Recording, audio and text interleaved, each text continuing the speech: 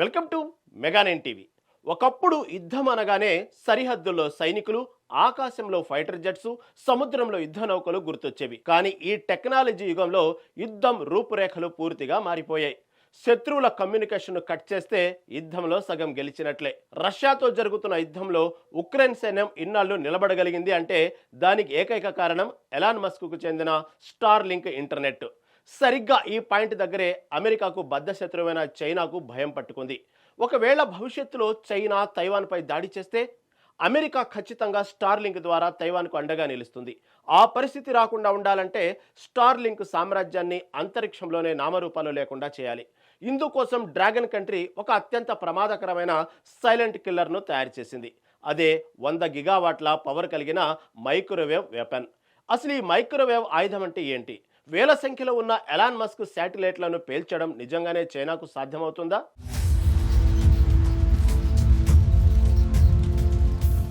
ముందుగా ఈ ఆయుధం ఎంత భయంకరమైనదో అర్థం చేసుకోవాలంటే హై పవర్ మైక్రోవేవ్ టెక్నాలజీ గురించి తెలుసుకోవాలి. ఇది తుపాకీ బుల్లెట్ లాగానో మిస్సైల్ లాగానో వెళ్లి టార్గెట్ను ఢీకొట్టదు. దీనిని డిఫెన్స్ పరిభాషలో డైరెక్టెడ్ ఎనర్జీ వెపన్ అంటారు. మన ఇంట్లో వాడే మైక్రోవేవ్ ఓవెన్లో పొరపాటున ఏదైనా స్టీల్ గిన్నె పెడితే ఏమవుతుంది? లోపల స్పార్క్ వచ్చి ఎలక్ట్రానిక్స్ కాలిపోతాయి కదా. సరిగ్గా ఇదే సూత్రాన్ని చైనా ఒక భారీ స్థాయిలో ప్రయోగిస్తుంది.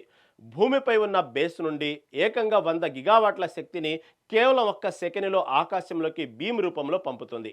100 గిగావాట్లు అంటే మాటలు కాదు, అది కొన్ని న్యూక్లియర్ రియాక్టర్లు ఉత్పత్తి చేసే కరెంటుతో సమానం. అంతటి శక్తివంతమైన మైక్రోవేవ్ కిరణాలు అంతరిక్షంలో ఉన్న శాటిలైట్ను తాకగానే శాటిలైట్ లోపల ఉన్న మైక్రో చిప్స్, మదర్ బోర్డులు, కమ్యూనికేషన్ సిస్టమ్స్ పూర్తిగా మాడి మసైపోతాయి. శాటిలైట్ ముక్కలు కాకుండానే లోపల బ్రెయిన్ డెడ్ అయిపోయి అంతరిక్షంలో ఒక పనికిరాని చెత్తలా మిగిలిపోతుంది.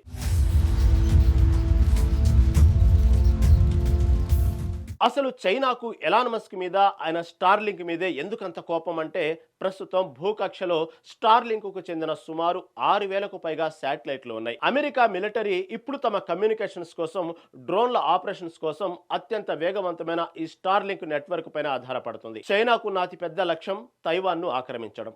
ఒకవేళ యుద్ధం మొదలైతే మొదటగా సముద్రం అడుగున ఉన్న ఇంటర్నెట్ కేబుల్స్ను చైనా కట్ చేస్తుంది. అప్పుడు తైవాన్ ప్రపంచానికి దూరం అవుతుంది. కానీ ఆ సమయంలో స్టార్ లింక్ గనక తైవాన్కు ఇంటర్నెట్ సప్లై చేస్తే చైనా ప్లాన్ మొత్తం ఫ్లాప్ అవుతుంది.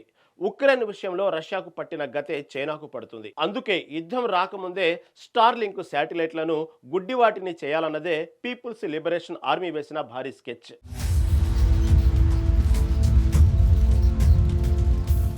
ఇక్కడ మీకు ఒక డౌట్ రావచ్చు. చైనా దగ్గర శాటిలైట్లను కూల్చేసే యాంటీ శాటిలైట్ మిసైల్స్ చాలానే ఉన్నాయి కదా, మరెందుకు ఈ కొత్త మైక్రోవేవ్ వెపన్స్ తయారు చేస్తుంది? దీని వెనక ఒక భయంకరమైన జియో పొలిటికల్ లాజిక్ ఉంది. మైక్రోవేవ్ వెపన్ ఆనవాళ్లు మిస్సైల్ లాంచ్ అయినట్లు ప్రపంచానికి తెలిసిపోతుంది. దాడి చేసింది ఎవరో దొరికిపోతారు. ఎక్కడి నుండి బీమ్ ఫైర్ అయిందో రాడార్లకు కూడా చిక్కదు. అంతరిక్ష చెత్త శాటిలైట్ వేలాది ముక్కలవుతుంది. ఆ ముక్కలు గుద్దుకొని చైనా శాటిలైట్లు కూడా కూలిపోతాయి. ఎలాంటి ముక్కలు ఏర్పడవు.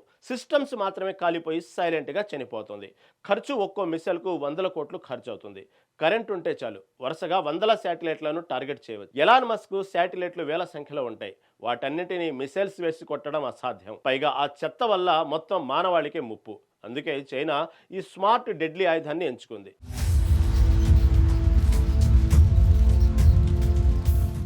-40 డిగ్రీల్లోనూ పనిచేసే హైబ్రిడ్ వ్యవస్థ. ఇప్పటికే చైనా సైన్యం అనేక గిగావాట్ల పరిధి గల మైక్రోవేవ్ ఆయుధాలను అభివృద్ధి చేసి తమ సైన్యానికి కూడా అందజేసింది. అయితే ఈ కొత్త వ్యవస్థ కోసం చైనా శాస్త్రవేత్తలు సరికొత్త లిథియం అయాన్ కెపాసిటర్ హైబ్రిడ్ వ్యవస్థను రూపొందించారు. ఇది -40 డిగ్రీల సెల్సియస్ అత్యంత శీతల ఉష్ణోగ్రతలలో సైతం తక్షణమే యాక్టివేట్ అయ్యి నిరంతరాయంగా విద్యుత్ తరంగాలను విడుదల చేయగలదు.